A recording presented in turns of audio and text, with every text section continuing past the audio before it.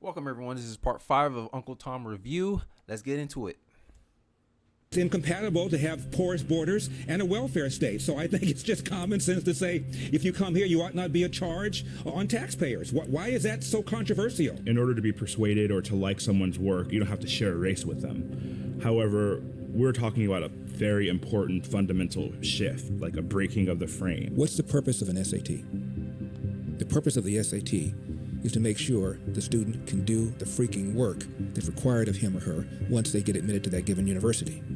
So if you give them adjust the score because of their disadvantaged nature, that does not give them the ability to compete at the school and succeed. So all you're going to do is create more dropouts than we already have because of race-based preferences. You're talking about breaking a very major narrative, shattering a glass ceiling. A lot of young black people are discovering me and consider me to be something of a mentor the way I considered Thomas Sowell and Walter Williams. Black people have never taken a position.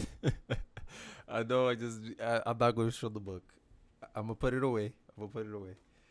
But yeah, that's how I found Thomas Sowell, through Larry Elder. And I was like, oh, this is Larry Elder's mentor. Oh, he must know something.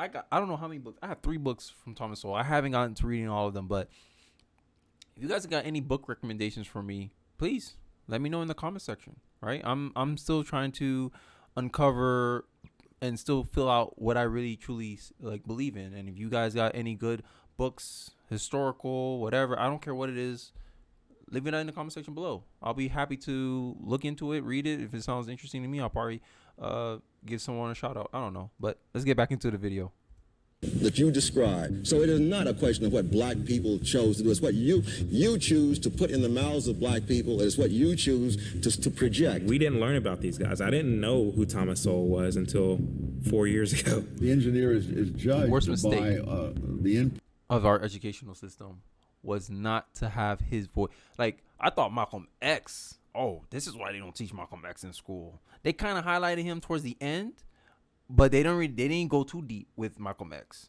But this guy, I wasn't even aware of him at all until I got to after 2015 when I saw that Dave Rubin interview with Larry Elder, and then I started going to the Larry Elder rabbit hole, and then that's how I discovered Thomas Sowell.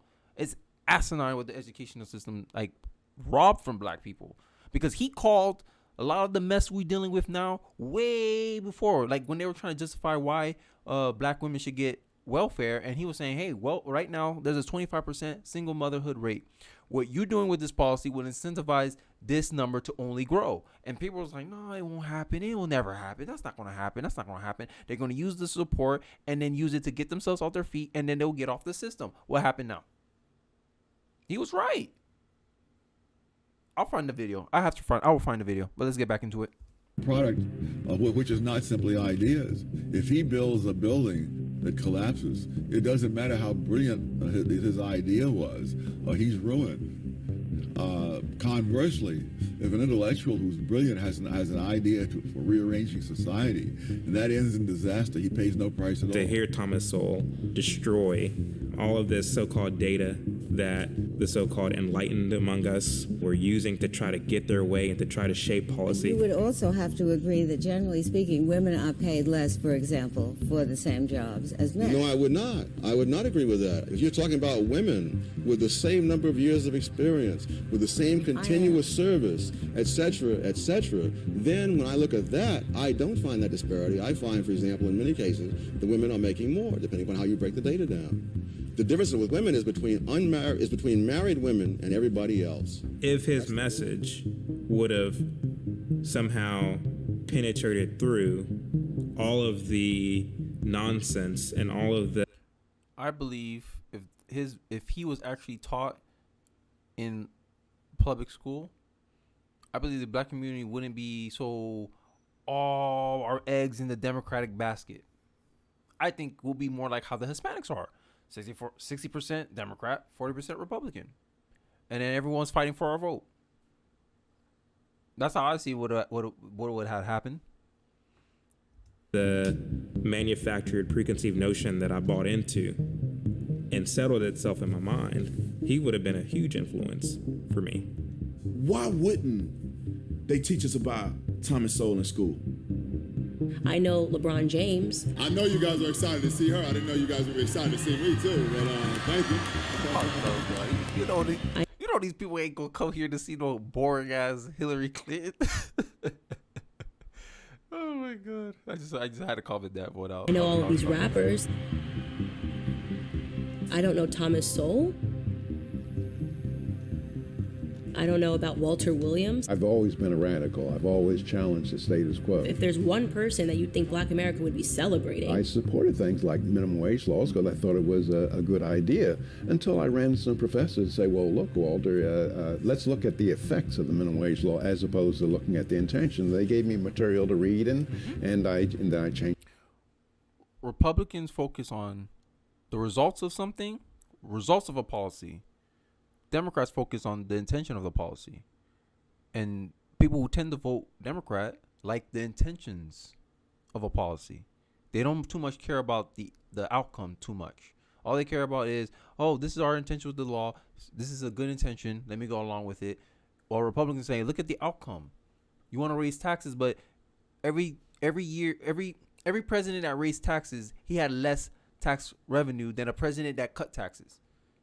But people are going to say, oh, no, the intention is he's trying to uplift the rich. He's only going to benefit the rich. That's all the narrative, like this narrative talk. But come on, that's what I'm saying. Like, you don't have to trust everything I said. But whatever I bring up, how about you do some research? How about you see for yourself? If you still come to the same conclusions you did, hey, fine. At least you're better, more informed, and you can debate people like me who makes opposite claims. But if there's something else there that you're seeing that you weren't aware of before, and that could change your mind, hey, that's what if I can just have one person look at whatever I'm saying, and then they verify for themselves, I did my job. I don't even care if you come to the same conclusion as me. You become more. I believe you become more balanced. Just like people who disagree with me make me more balanced. So I don't go off the deep end and whatever and become an extremist. This is why I don't mind people disagreeing with me. I don't mind people saying, have you seen the modern day Republican Party? It always keep me in check saying, okay, did something change with the Republican Party that went away from my perception of them currently? No? Okay, I'm going to keep going. But you guys keep me on my toes. And that's why I started this YouTube channel. Because I'm tired of just being in a like just by myself thinking these ideas and having no one really to challenge me on them. Because out of all my family, I'm the most politically engaged. So usually they don't have all the information and I do, and it's an unfair debate. No? But let's continue. Change your mind. But it's like having a very successful family that you never knew you had until your grandfather dies and y'all meet at the funeral. While I was hanging out with my cousins smoking weed, we got people in our family that have gone to Harvard. We have people in our family that own businesses. Highly successful. Why have you hidden this from me? It's unfortunate, but history is written by academics, and academia is a tool of the left. If you find a very educated Black American, somebody who got a 4.0 at a public high school, they are actively learning their history wrong. That's a part of the uphill battle that we have, is that if you are educated, you're actually miseducated. When I was growing up, my mom was a Democrat, remained a Democrat her entire life. My dad was a Republican, remained a Republican his entire life. By the way, most blacks were Republican. Continue. Until the New Deal. My dad was born in 1915, and my dad, like most people his age, was a Republican. He never changed. My mom became a Democrat in large part because of Franklin Roosevelt. To 30 millions of our citizens who will reap direct benefits through unemployment compensation. Most blacks were Republican to the extent that they could vote before the New Deal. And then when the New Deal came, a number of blacks switched over to the New Deal. That switch has continued. Only a few months before his tragic death, President Kennedy called upon the American Congress to pass the most far-reaching civil rights bill in the nation's history. Protect the constitutional rights of all citizens. The shift came with the presidential election between Richard Nixon and John F. Kennedy. Martin Luther King Jr. had been in prison, and both sides asked their respective presidential candidate to give a courtesy call to Coretta Scott King and offer their condolences and their support, what have you. The rumor got out that John F. Kennedy did. And so the next thing you know, in every house down south, and I can say this from my own eyeballs, there were 3 pictures that hung in. I just want to give a quick comment and we'll get right back into it. I believe that started the downfall of why black people started shifting away from the Republican Party, because I guess is a conservative nature to play it safe and not to take risk. That's more of a liberal idea, to take risk. The conservatives, we always tied to tradition. We like to go with what works. So when something a new challenging comes, it's like, you get me? It's like, oh, we freeze. Like, don't do anything. This is why, like, a lot of the modern day Republican Party is becoming more diverse, is because nowadays the new right, whatever you guys want to call it, it's more likely to push, because you're getting other people. You're getting centrists like me. I'm not technically centrist. I'm like, I lean right on most issues, but get people like me who have this attitude like, hey, we're a little bit more aggressive. We're a little bit more forthcoming. And we're like, hey, we want to push for something. We don't want to like sit there and say, no, stop, don't do it. No, we want to push for something. This is what we stand for, and this is what we're going for. More people like me are coming into the party, and this is why everyone's seeing these Democrats or these progressives or want to cast us as extremists, because they don't like the energy we come with, because now we're actually competing with them. Culturally, they got a lot of these streamers that they're socialists, they're left-leaning, and they're taking over the platform. Now more people like me who are more on the right side are coming out, and we're giving our thoughts on things, our perspective on things. And they don't like that. They don't like people who can fight back. Like an abuser, I'm telling you, Democrats act like an abusive husband, bro. Minute you start fighting back, it makes them angry. Minute you leave them, oh, come back, please, come back. So what, you can abuse me again? Hell no. I'm not going back there. In the living room of any black home down south, it was Jesus Christ, Martin Luther King Jr., and John F. Kennedy. John Kennedy promoted a dramatic tax cut. He was a cold warrior. He was a hunter. He believed in the Second Amendment. John Kennedy's collection of views right now would make him a Republican. He would not be welcome within the Democratic Party. No memorial oration or eulogy could more eloquently honor President Kennedy's memory than the earliest possible passage of the Civil Rights Bill for which he fought so long. It goes back to the mid-1960s as to why blacks believe they should be Democrats. This to me was when Democrats politically was at their best. Like, they're like, yo, we can win elections forever. But usually the same curse always applies when you hand down something to the next generation. They'll fumble it up. And this already, by the third, like the first generation created the foundation of your advantage, right? That goes across the board for family, political party, whatever. 1964, Democratic Party set up the Democratic Party to always get the black vote. Second generation of the Democratic Party, maintain it. The third generation of the Democratic Party, they fumble it. They're fumbling it now because they didn't do the work. They're resting on the laurels of the past. And that's what you see is going on right now. Y'all could disagree with me, but y'all can't say I don't make any sense. In 1964, the Civil Rights Act passed. Lyndon Johnson signed it. 1965, the Voting Rights Act passed. Lyndon Johnson signed it. So he got credit for those two major pieces of legislation. But here's what they don't tell you. There was a larger percentage of Republicans in Congress in both instances that voted for it than the percentage of Democrats that voted for it. Who enabled the civil rights legislation of 64 to pass were Senate Republicans, led by Everett Dirksen. Everett Dirksen got an award from the NAACP for helping to shepherd the act into fruition. Most black... Why I don't hear about that? But there was a switch, right? Oh, okay. Are unaware of that. I didn't study that kind of stuff when I was in history.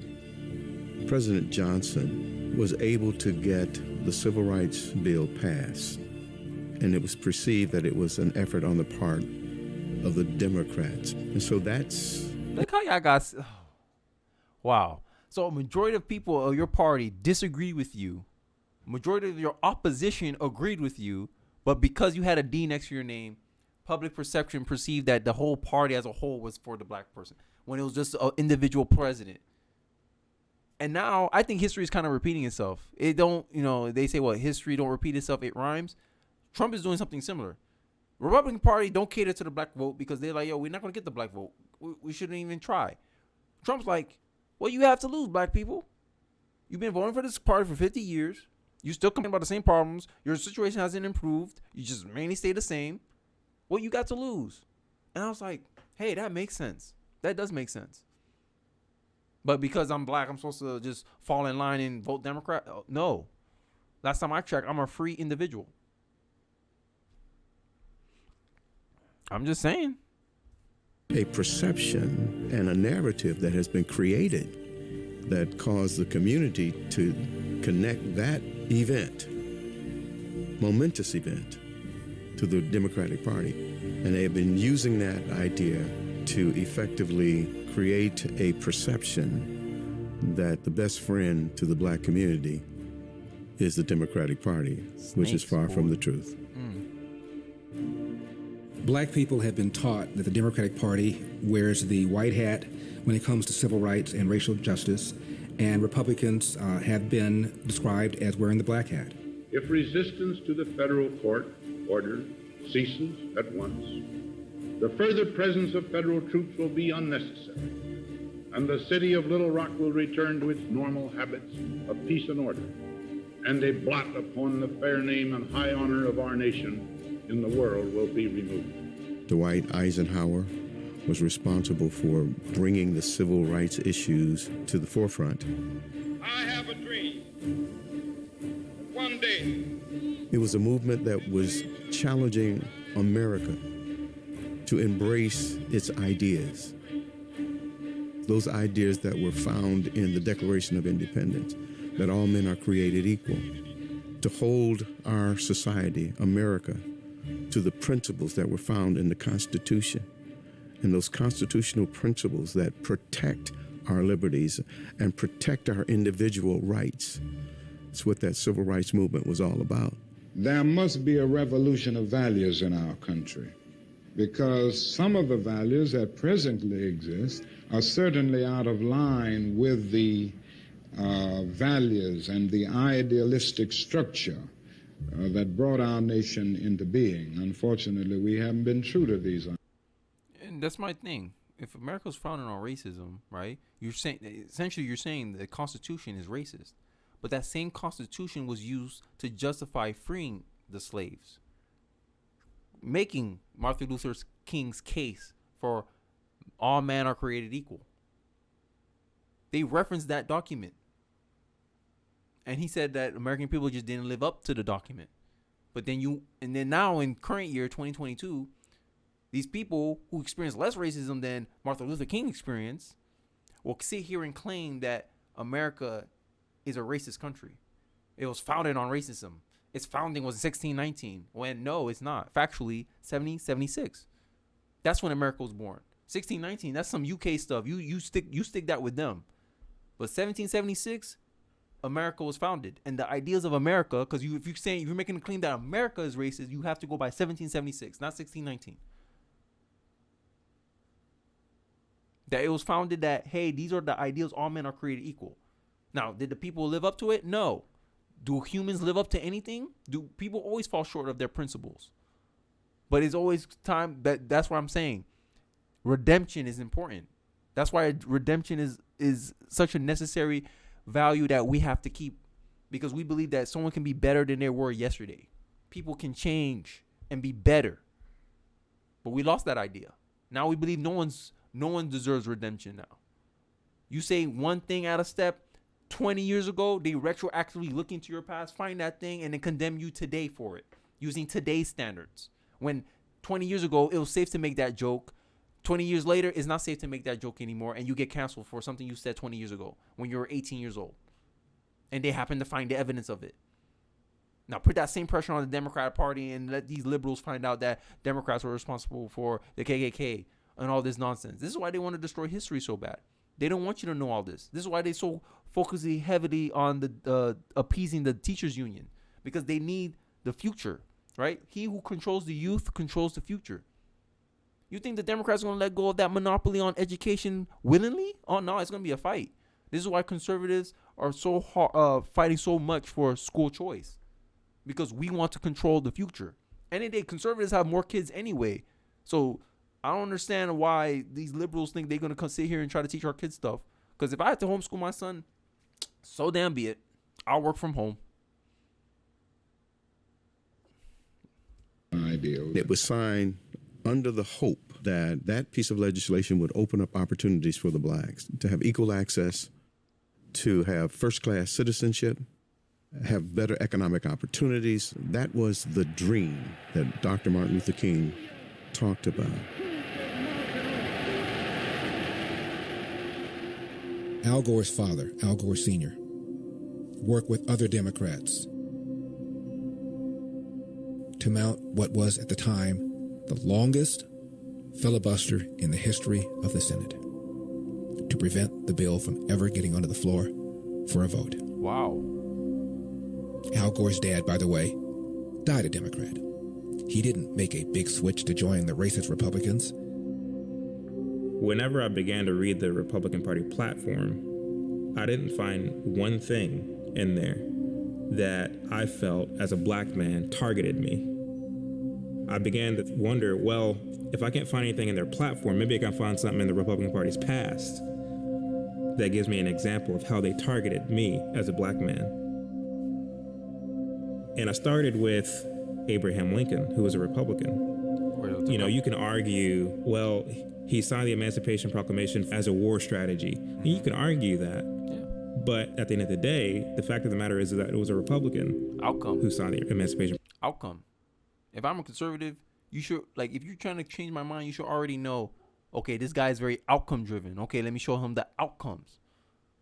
When Democrats pass a policy, the outcomes long term never show up well for whatever community they're targeting those outcomes for. That's the argument. Hey, that's all I'm saying. To me, Democrats are good short term. Long term, they're bad. Republicans are good long term, but short term is bad. Like, you feel short term pain, but long term you get long term progress, right? If Republicans got their way and they cut all the welfare, everyone who's on welfare will be going through some serious pain. But future generations will be, we're like more productive. That's productivity. That's extreme productivity, right? Right? And you know, they say the truth is more in the middle. We can balance each other out, right? I can compromise and say, hey, welfare should be temporary.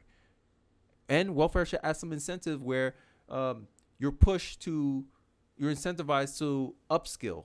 Get a skill that can make you self-sustaining enough where after your time is up on welfare, you'll be able to sustain your lifestyle and progress forward. So you don't become dependent on the government. Right? I'm open to nuance differences. Like, end of the day, there's 1,000 ways you can skin a cat. There's 1,000 ways you can solve a solution. You can create a solution. I'm not so pigeonholed in, you got to do it my way. But the Democrats seem to be, you got to do it our way. Our way or the highway. And this is why they always lose elections, because they can't do nuanced stuff. They can't compromise. And people are always surprised. I don't get why people vote Republican. Because you won't compromise, Democrats. That's why. So now you make us got to go to the other side and be like, all right, we'll go with his solution then. Because you guys can't come together and create a more nuanced solution that everyone can benefit from. I'm just saying. I'm just giving my thoughts, guys. Proclamation. And then if you fast forward to women's suffrage, it was a Republican Chief Justice in William Taft that struck down laws that made it illegal for women to vote. If you look at Jim Crow, it was Republican votes in the Senate and in the House that was able to rid this country of Jim Crow.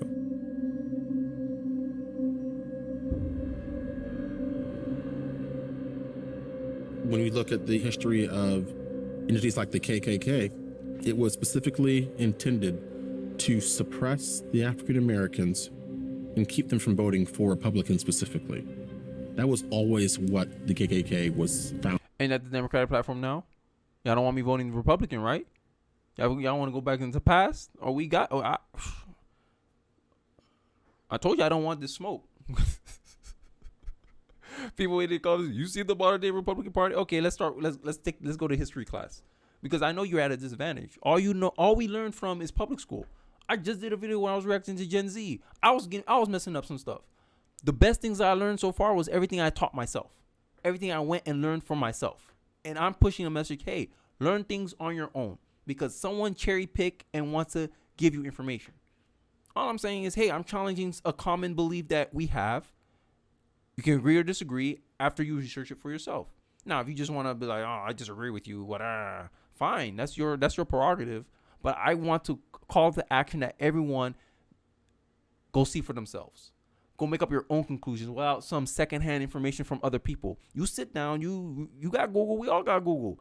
Google the information and dive in. Learn on your own. Get some books. I'm not going to show you the book. But let's continue. To do. A lot of black people were voting for Democrats because they were being forced to. If you don't vote for Democrats, the Ku Klux Klan are going to come and lynch your eldest son. That's why the history of the Democrats starting the KKK matters. That's why. Because you started a generational trend in a community through force and violence. And so you fast forward to today, the message is still the same. If you don't vote for Democrats, the Republicans are going to come. They can turn back voting rights. They can turn back many of the things that people suffered and died for. Did nobody donate to us the right to vote? It's the same Democratic Party. It's just they learned to play the game better.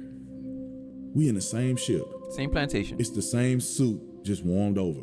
It ain't nothing changed. The same party is doing the same thing they always been doing. Party of division, the party of power.